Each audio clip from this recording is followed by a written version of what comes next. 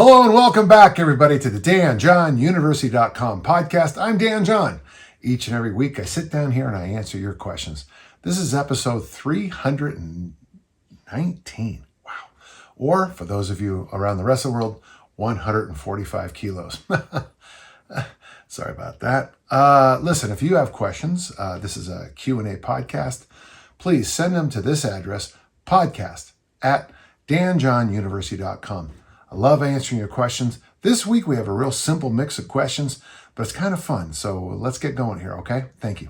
So our first question is from Andrew, and it's interesting because I literally wrote an entire book answering his question. Could you talk about the role of emotions in your training? Do you prefer to lift angry or calm? And does the preference change between daily training and PR attempts or meets? Do you ever change your programming for the day based on how you feel? For example, deciding to extend your conditioning if you were stressed that day, or pushing a PR if something made you angry. Is there any kind of mental warm-up you do before a session? I'm going to start with that last question. You know, in the new Armor Building Formula 2 book, I do share the warm-up I use. My friend Rick is asked the question, and then we went from there. But every day I like to take a part of my mental warm-up is I do just a past, present, future thing. You know, I look over the last few workouts, I look at what I'm going to do today, and then I think about where I'm heading. Now, if I have a weightlifting meet coming up, it's usually pretty obvious. I mean, you know, I still use Dave Turner's peaking program. It's available in a whole bunch of my books. But, so I usually know what I'm doing today. If it's week 3, day 3, I know I have, a couple more weeks, at least almost a month and a half to get ready. And so those lifts on the platform have to be done in a certain tempo, a certain style, a certain rhythm, and they're not max attempts at all. So obviously I don't need a lot of mental juice to do those. But the first thing I'd say before any of you train, always take a moment to look over the past few days in your personal life and in your training life, and then say, okay, how are things going today? And then what am I doing this workout? Where does this tie into my whole program? That helps a ton. So on the other questions, though, it's interesting you say that because I wrote an entire book about this. In fact, the forward is from my good friend Chip Morton, who was the Cincinnati Bengals strength coach at the time. Now he's with South Carolina. But it's called Now What? And one of the things, and I think a lot of people miss the boat here, even when I played American football, I realized early, when I really started playing a lot, that getting all fired up before the game wasn't helpful for me. Losing my mind, maybe as a sophomore, junior, when you're on the kickoff team, or, those real, those really dangerous jobs. Like I was wide on punts. So, they called it some places call it a torpedo. And my job is to be the first person down, and you get hit by, get blindsided a lot. So you needed to have some, let's just do this kind of fury. But if you're looking at offense and trying to read what they do and try to use all your senses, all your peripheral vision, keep in mind the scouting report, keep in mind that, number 32 was a starter, but this is number 33, the backup, so that changes things. So you want to have a much lower level of, and I break in this book, Now What, I break it down into 3 parts. Arousal, which is the mental side of things, arousal. Whenever I tell adolescent boys I say arousal, they always giggle because, they're adolescent boys. But, the truth is, even in any part of your life, if you find out your daughter got suspended for school and you show up, at a 10, where you really probably should show up at a 2 or 3 to the school, you're not going to be helpful for anybody. Your arousal level should match what you need to do. In the snatch, the Olympic lift called the snatch, it's about the same arousal level as the discus. You want to be around a 4 out of 10. I mean, you want to be ready to go, but you got to make sure all the physics kicks in. You want to make sure you're there. You don't want to add anything, because if you add something at the wrong time, you lose the timing. with the clean and jerk or the deadlift, the arousal levels would be higher. I mean, you don't want me doing a max deadlift after a sauna and a massage and a 45-minute hot tub. You can't do a max deadlift there. You got to be angry. Like you said, I think you said angry. The other pillar is physical tension level. Now, when you're doing a plank or an isometric, you're trying to get up to 9 or 10 on that out of 10 scale. You don't want as much tension as you can get. When you're getting a massage, if you show up at 5 and the masseuse gets you down to 2 or 3, that's pretty good. If you show up at 9 and they get you down to 5, that could be amazing. Physical tension then also has to be at the right spot. There are sports like American football and rugby. They're rugby family, including Gaelic football, Australian rules football. Rugby league, and I'm sure there's some other collision sports I'm missing. Your tension level will rise. It will go up and down, up and down, up and down, not only through the game, but maybe even through a play. So you have to practice those varied arousal and tension levels. And the third one, of course, which I still think is more important than most people do, is you got to be at the right heart rate. So one of the things you might want to do in training is when you're on, check your heart rate. I noticed as a discus thrower that I tended to throw best in the mid 90s. Now, my resting heart rate, American Red Cross 2 weeks ago, was 58. So for me to get up to 90, probably it might be a little lower now, but still, let's just say 92. I probably have to warm up, move around a little bit, jump up and down a few times, warm up. But I can't throw the discus far at 165. If you ask me to run some kind of like 400 meters and then say, here's the discus, it ain't going to work. So your job in elite sports and performance is to figure out what number your tension level is, what number your arousal level is, and where you want that heart rate to be. Practice getting into those very exacting numbers as best you can, and experiment in practice with, very little time left on the clock. Practice with we used to do this in American football. You put extra defenders into the field. You narrow in discus throwing, shot putting. You narrow the sector down. You put a tire out there that you have to throw beyond or hit, whatever you want. Is you want to put weird amounts of pressure on the athlete in performance. In the weight room, I would suggest that you should stay as calm as possible. Anybody, I go to this public gym. I check that. I used to. And, these guys, listening to, all this really heavy, hard rock stuff. And in my gym, we listen to bossa nova, yacht rock, because if you need external motivation, get the hell out of the weight room. And I mean that from the heart. If you need to do all these things to have a typical workout, you got to work on the mental side of things, and the gym isn't probably it. I mean, if you need death metal to do leg curls, I can't help you, okay? I mean, that is just, it's like, do you really need hardcore music to do a set of curls? I hope you don't. When you're snatching and clean and jerking, deadlifting, any members of the powerlifting family, you have to teach yourself that the time to be on is when there's 3 officials, the cameras are on, and they call your name. And so for me, Andrew, I don't think I have a different vision than most people, but I have a much more traditional vision. Performance is when someone calls your name and you have to step up. And if you're too hyped up, good luck on that. I have no issues with public speaking, even though as a kid I had some issues with certain things. But when people ask me how I pull it off, I always say, well, I'm really nervous. And then they'll say something along the lines of, you're still nervous after all these years? And I'll say, yes.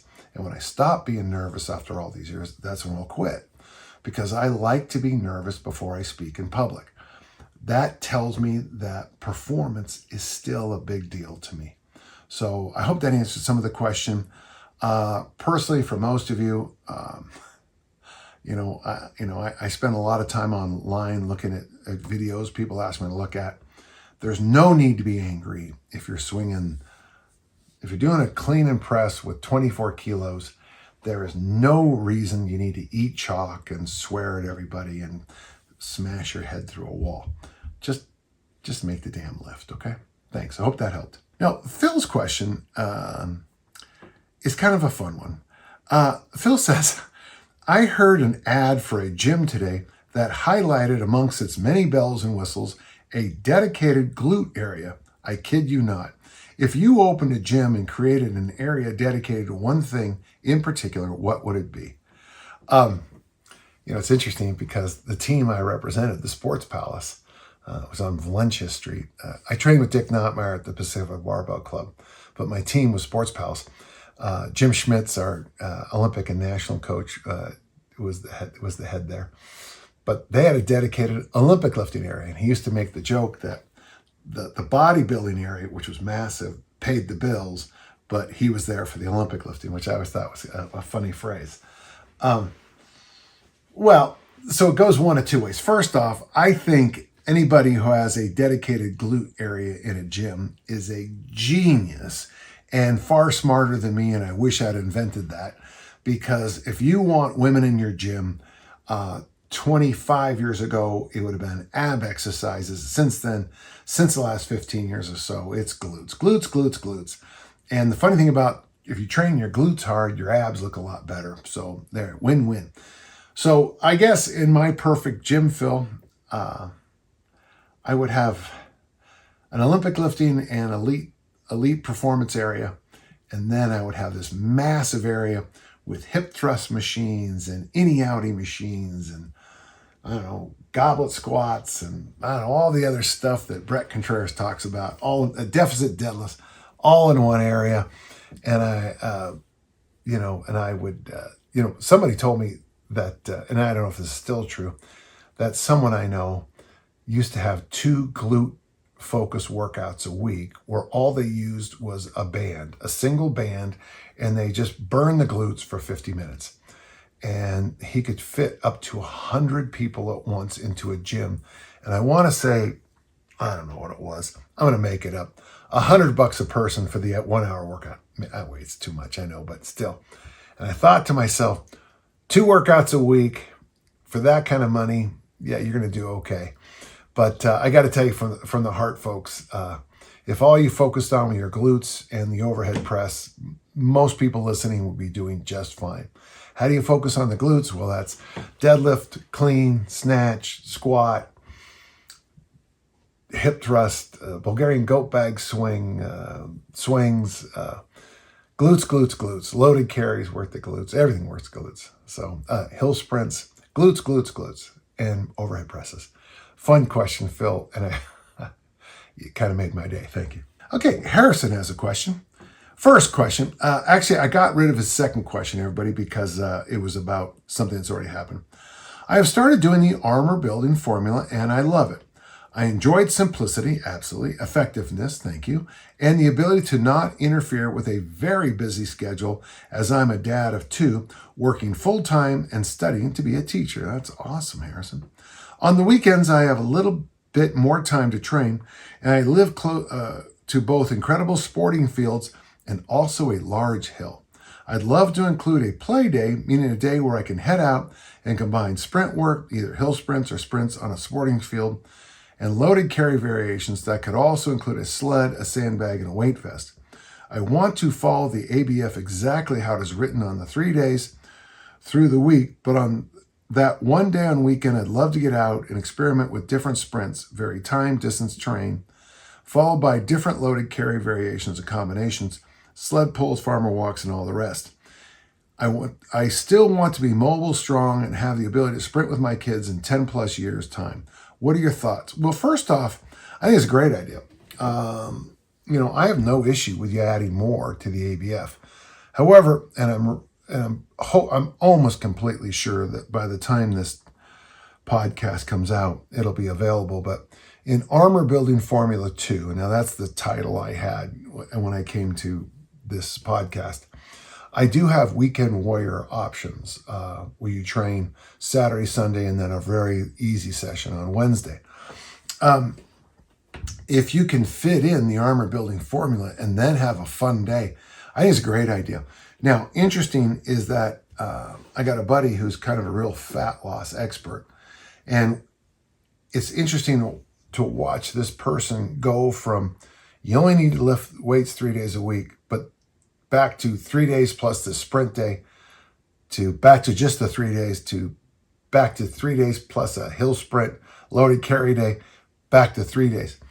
The only thing I just kind of want to caution you about, Harrison, is when you add things, just make sure you're recovering. Now, you didn't give me your age, I don't think, no. But just make sure your recovery is there.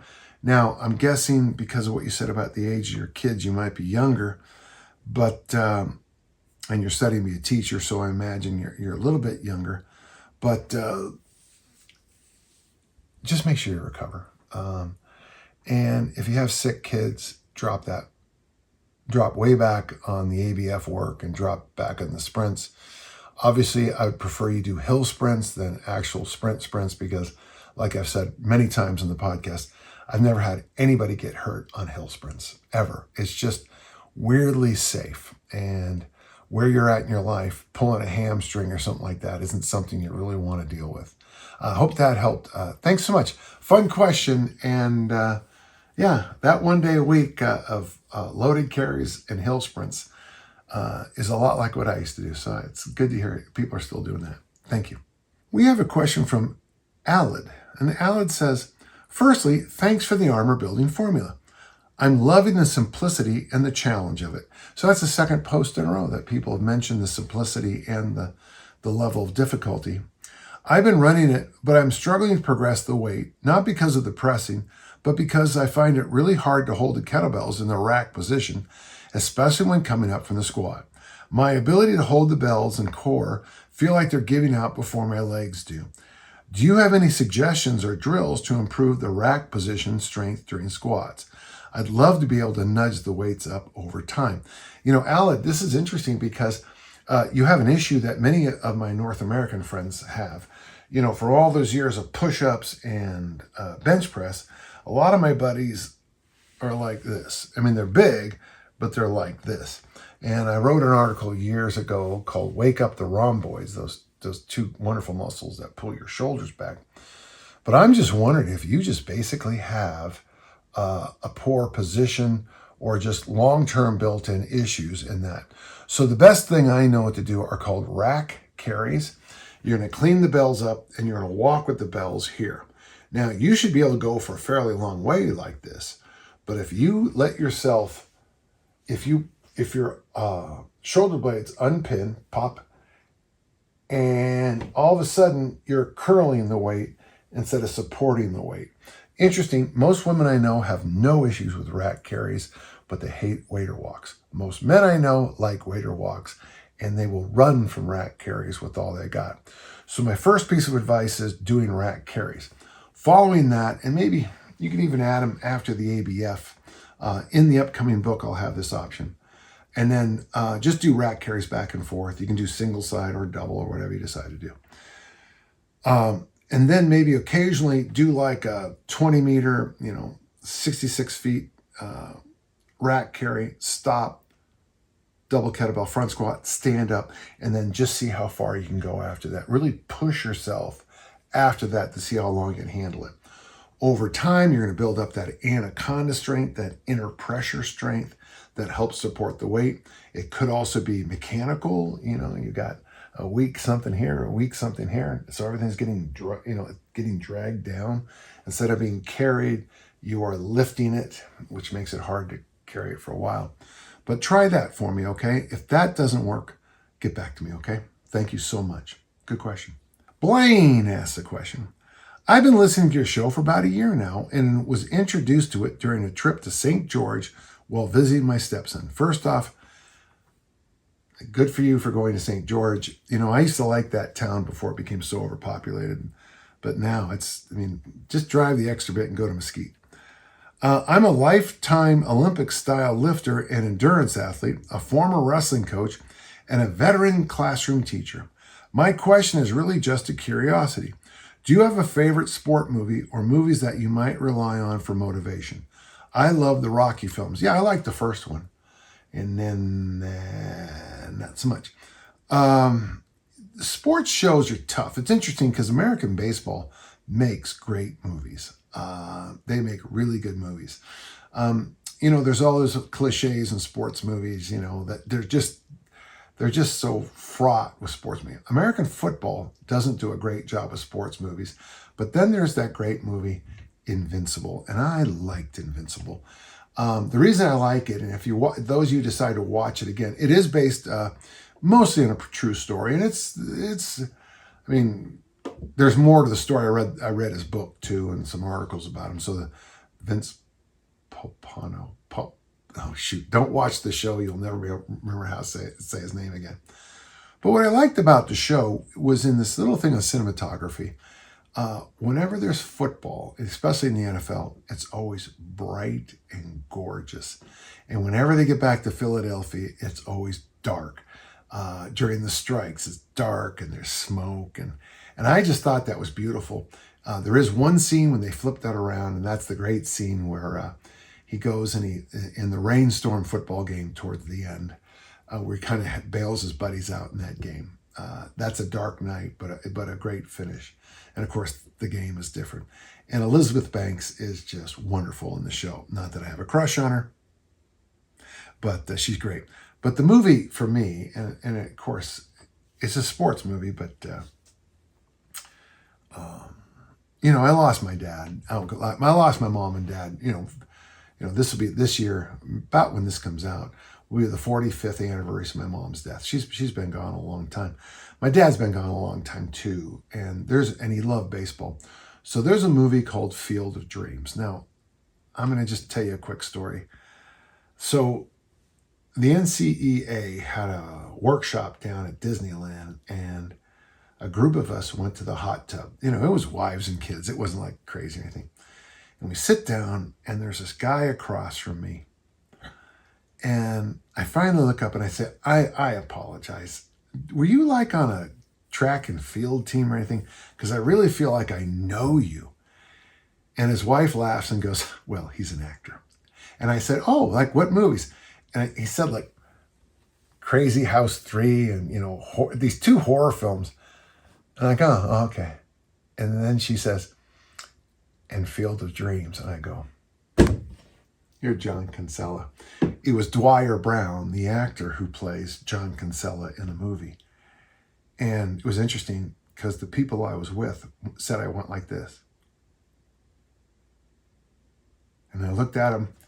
It's funny, even now I'm tearing up a little bit. And I go, that movie, that finish. I just wish, listen to me now, look at this. I said it in one of my last books. I said, I would do anything now to have one.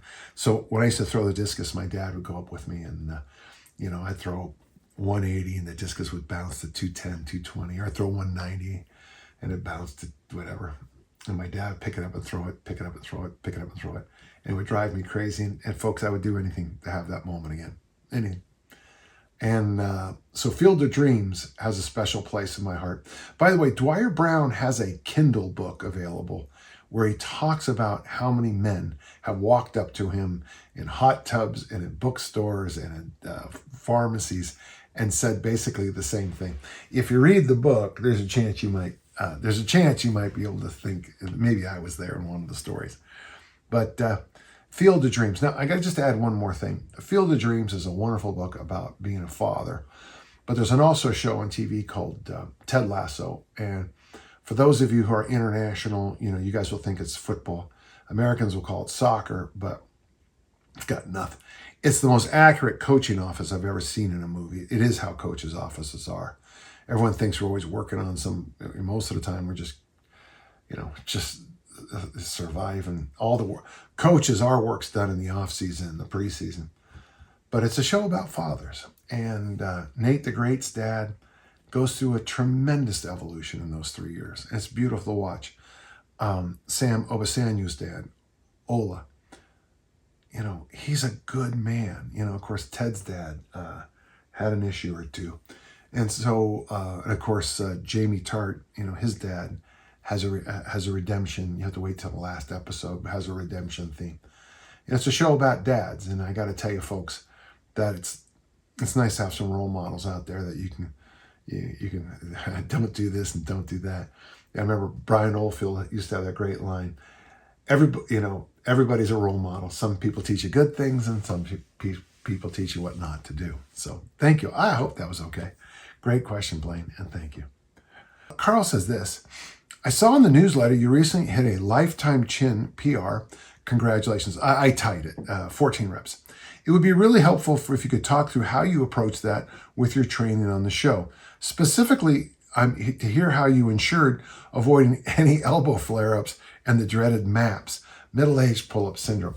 The funny thing is, that's one of the reasons I had to ease off, is that I got MAPS right after that. Well, not a very easy case. But so Carl, what I did, the most important thing that I did, Carl, is for the past 4 years, I've lost about a pound a month. And if you want to increase your pull-ups or chin-ups, getting your body weight dialed in is I know there's going to show somebody online who's this, engine who does all these pull-ups, and good for them. But for me, when I was down in Australia, my good friend Piers Kwan, Kwan, he has a Queensland kettlebell. And I got to tell you, folks, if you're in Australia, he's a great resource for original strength and kettlebell education. So he had these cool little pull-up things. Carl, I didn't have these when I did the 14, but just fall. By the way, on Friday I did 12. But there's these very inexpensive handles that you put on. One, it's a hook. It's a hook with a line. It's just a hook with a stick, and the stick you do the pull-ups. I have a parallel grip one, and then I have one that goes like this. So it goes like this. So I can do pull-ups like this, I can do chin-ups like this, or I can walk the other side of the bar. And now what I'm doing is I'm doing pull-ups at a 45-degree angle. And I got to tell you, for the way I'm built, the chin-up with the 45-degree angle is pain-free. So yay for me. The other thing I do a lot more of, Carl, that it's going to sound weird, but so just follow. In my warm-ups, I do this thing called Grade 8. Basically, it's high stepping, right hand hits left knee, left hand hits right knee. I go 20, 25 meters, 60, 70, 80 feet, and then I backpedal to the start, and I do that a total of 4 times. I've added even more of those. In fact, I got this one, I call it the pool walk. Don't even worry about it. But so as I walk, when I step forth my right leg, I put my left hand on the outside and I reach back, and with both eyes, I try to find my hand, which causes me to stumble. I catch myself and then I go the other way. Weirdly, that extra gait work, and I don't know why, seems to help. The other thing we're starting to do, and I picked this up, we call them earthquakes, but my friend Tim Anderson, I think, calls them ladder walks. Get in the 6-point position, put your hands on the ground, and then you rock back and forth this way. Not rock like you're squatting, but back and forth. And I think it really has reminded my stabilizers to stabilizer and my movers to move. And I think if this is in a good place and I work my wrists, if my wrists are in a good place, my shoulders are in a good place, and I fix the elbow issue with the correct hand position, most of my issues kind of disappear. So your mileage may vary, of course, but I found it really valuable, and I hope it helps you, Carl. I guess the biggest thing was losing the weight, and then I'm only doing chin-ups 1 day a week, and then I am adding weight. I did get up to 24 kilos for 8 on the chin, but right after that is when my elbows started to freak out. So I changed grips, and now I'm building myself back up. I used the 12 kilo bell at my last workout, and then the 16 kilo bell. And my reps are good. 1 day a week is all I seem to be able to handle. I do some TRX, work just to make everybody happy back here. T's, Y's, I's, and rows for me. Anything that makes me do this seems to help my shoulders feel happier. And if my shoulders are happy, my wrists are happy, my elbows aren't allowed to complain. And we had a meeting about it, so we all agree. Carl, I hope that helped. Thank you so much. Nothing fancy there, was it? Really wasn't. I'll make some stuff up and put it on the next podcast. Okay, we got a question from Lawrence.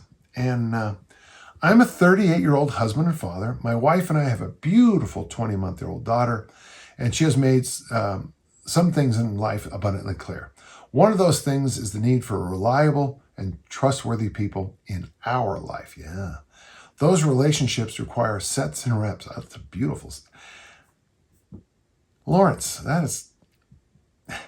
I hope you're all listening to what Lawrence just said. He goes, we're all about sets and reps and, what weightlifting exercise, but he's also talking about to have good relationship, you need to, you need time under the bar. You need to get those sets and reps in. Yeah. I've moved around a lot in my life and I've only felt deeply connected with a few people. We have lived in our current town, population 30,000, for 4 years. We have some friends as a couple, and I have some guy friends. The trouble I'm having is making friends with people that share a large common denominator, interests and values. That's a tough one. That's why if you belong to a religious tradition, it is kind of nice. On paper anyway, I can't speak for all religions at all, but on paper anyway, you tend to share values. I have a neighbor, Jeannie, who's a member of the same faith community I am, and she just lost her husband. I think she's in her early 90s, and we had this wonderful conversation the other day about death and how neither of us were necessarily afraid of death. I'll go to another group of friends I have, and I'll mention the fact that, right over there I have all my estate planning. My house is in a trust. The moment I die, my daughter owns it. I've already paid for the wine for my funeral. People go, oh, you shouldn't think that way. Statistically, as a reminder, I'm going to die. I'm sorry, but it's true. So sometimes in a religious tradition, the other thing you'll find is that, in fact, we just have to jump ahead 12, 13, 14 years from now, Lawrence, but when your daughter goes to high school, you'll be cheering for the same team with all your neighbors. And I got to tell you, that's a great way to get involved in the community. I think there is some truth to saying you are the average of the 5 people you spend most time with. I must hang out with a bunch of ugly people. Sorry. Am I being unrealistic or unfair to hold my fellows to a higher standard? No. Do you have any practical advice in nurturing and maintaining relationships? Yes. Any advice for growing my face-to-face, flesh and bone community? Yes. When is it time to let people exit your life, and what's a gentle strategy allow that? That's a tough one. The last one's the only one that I'll be uncomfortable, but I'll answer it. So just a few hours before I started this, every Saturday here at my house, I have a financial inner circle, and we vary from 6 to 8 people to 14 to 16 people. It can get quite big, and we share our mistakes, our passions, our lucked into this. I had a good week. This went well. We talk about our goals. We talk about our values. So the first thing I'm going to tell you, and then every day at 9:30, of course, at my home here, people from around the world show up to train with me, and it's free, and you're invited too, Lawrence, because I like the question. Well, we all get together to work out because we all get together to work out. We all walk together, we lift together, we do mobility work together, we chin-ups together, because we all share at some level the value of fitness. I think in my personal case where I'm at in my life now, fitness and financial security are the 2 most important things. I'm very concerned about both, frankly. I'm 68. I've been watching what's been happening in Washington, D.C. I'm very concerned. I'm pretty sure they've been trying to go after Social Security since, the last 30, 40 years so that a lot of people can make a lot of money off a lot of money. And the sad thing is downstream, some of us aren't going to get any of that. I worry about what's happening with, certain financial things. So I worry about it.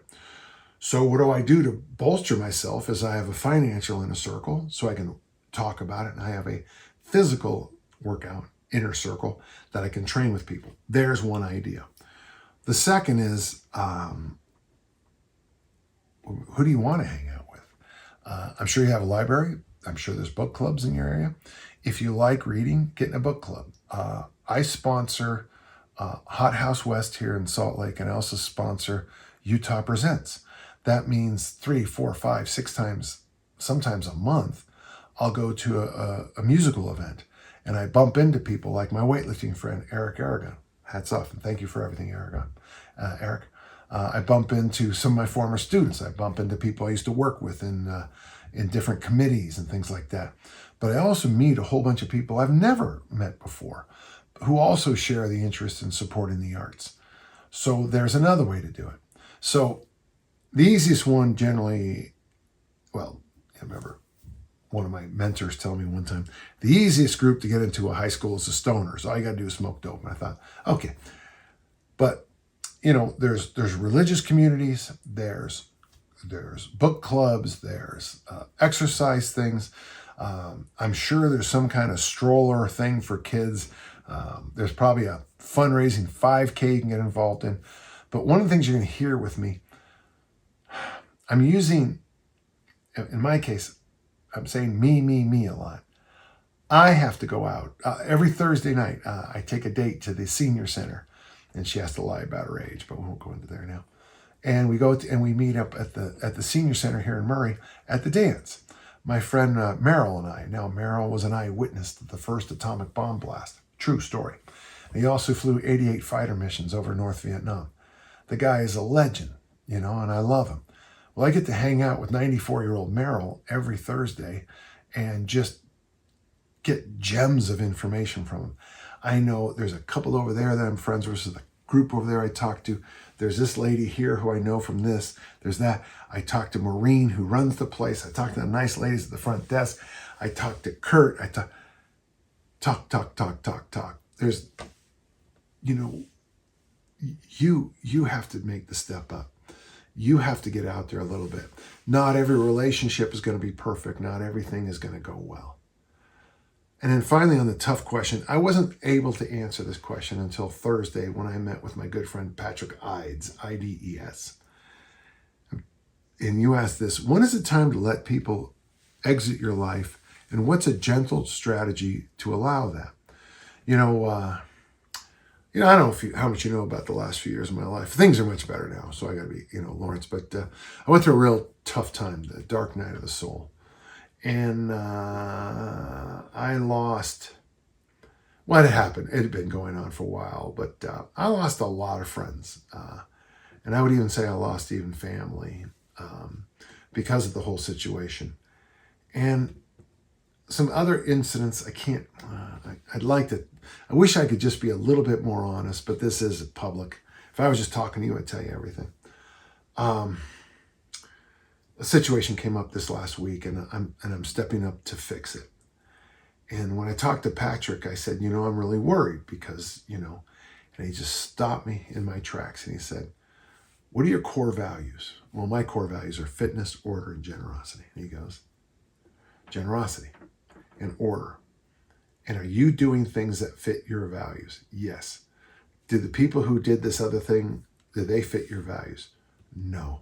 And he said very simply to me, then you do what you're supposed to do because that's the right thing. So you're going to have people come and go in your life constantly. My brother Gary has an interesting thing about high school reunions. I don't agree with him, but it's interesting. He says, it's a group of people I knew for a little while a long time ago. And I thought, okay, there's some truth to that. But I love my St. Veronica School elementary friends. We have reunions every couple of years, and I love hanging out with them. When I go to my high school reunion, very often I end up with my friends from St. Veronica School and people I never actually talked to in high school, and it's wonderful.